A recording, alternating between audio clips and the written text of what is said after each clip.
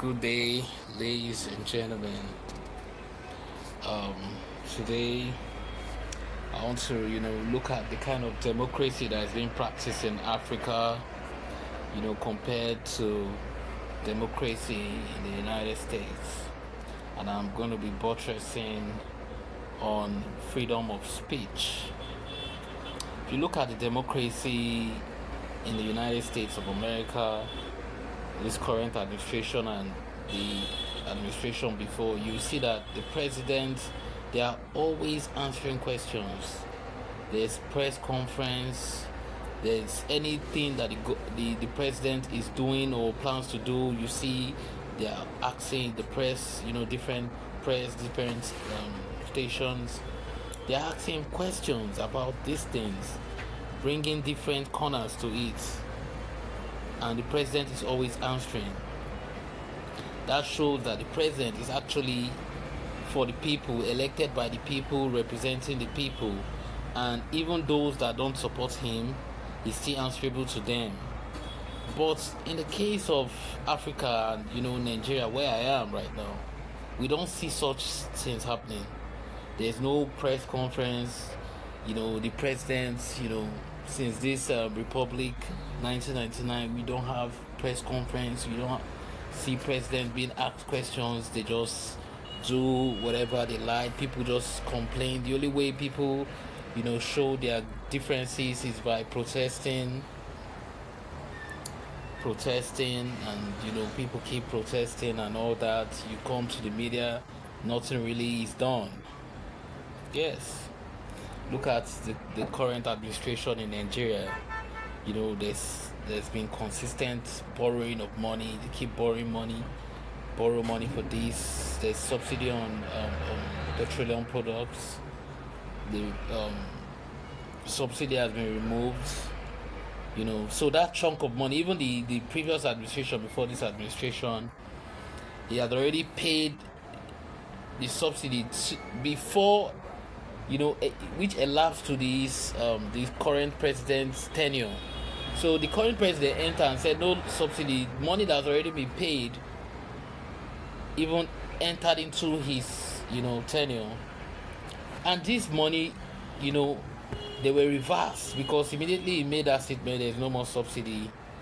The price of petrol skyrocketed, and you see nothing to really show for the no subsidy, the excess money that has been, that the federal government now has to spend. We are not seeing the effects. The economy is dwindling downwards. People keep complaining. During President Goodluck Ebele Jonathan's time, the naira was way stronger than the CFAs, which is just our neighbors here, Benin Republic. I used to go to Cotonou then. When you hold the naira, people, Beninois see that naira like it's dollars or pounds. It's hard currency. But now, when they see naira, it's like it's rubbish. Just imagine how far we have gone down. I don't really want to be partisan, talking about politics, because my next video, I'm going to talk about another political, party, which a lot of people are going around talking about, like, he has a solution to Nigeria problem, which I disagree. So on the current, topic I'm talking about, freedom of speech. You hear some people who are agitating online, they've gone missing, someone that's killed them or something. It's just crazy, the insecurity in Nigeria. People are talking online, people are killing people who are protesting against the government. The government is not being answerable. It's very bad. If we want a good Nigeria, we need to change from all this. We need to change. If we want a better Africa, we need to change. Let people say what is right. Let people say what their mind is. Let people express themselves.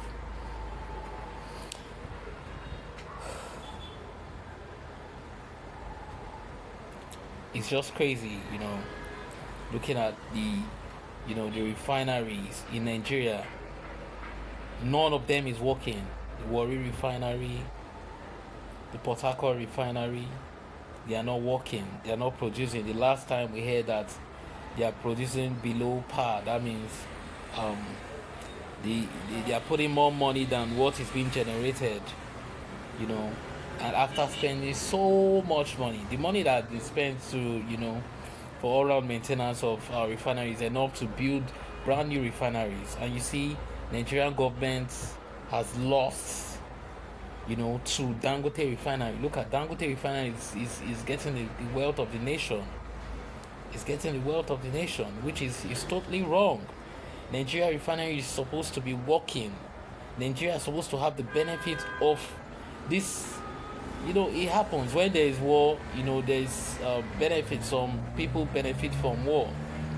And right now, the war that is going on between America and Iran is meant to be benefiting Nigeria. Because right now, Europe, a lot of countries in Asia, they are trapped because they have been getting their oil through that, Strait of Hormuz. As in, now that there's blockage of ships, Nigeria is supposed to be the perfect alternative. The naira is supposed to have gained so much value, even despite, the economic mistakes that the previous president and this administration have made economically. We are supposed to have recovered by now, but there's no recovery. People are still complaining every day. People complain and keep complaining. It's crazy. So what I'm saying is, if we want to have a true democracy in Nigeria, in Africa, we should have the same kind of freedom of speech in America, United States of America. There should be press conferences. The president should answer to the people. We don't want a presidential spokesman coming to say this, that. No, we want press to question the president. Excuse me. We want the press to question the president. They should ask them questions, strategic questions. Let them answer. Let them tell us what they have done with all the money they have been borrowing. Why are they continually borrowing money? We need to have constant press conferences, constant press. If the president goes anywhere, there should be press to ask him questions and he should answer. If not, we have not had anything close to democracy, because they are not representing the people, they are representing themselves. Like a popular politician by the name of Senator Patrick Obayagbon, he said, Nigeria, we don't run a democracy, we run a system of government called kakistomobocracy, which seems to be true. If we are not having these press conferences, we need to have them. We need the president to be answering questions, not sitting behind somewhere hiding, nobody asking questions. When election time comes, people feel the election is being rigged. People feel there is vote buying. People feel people are being bought with bags of rice, with groundnut oil, with food items.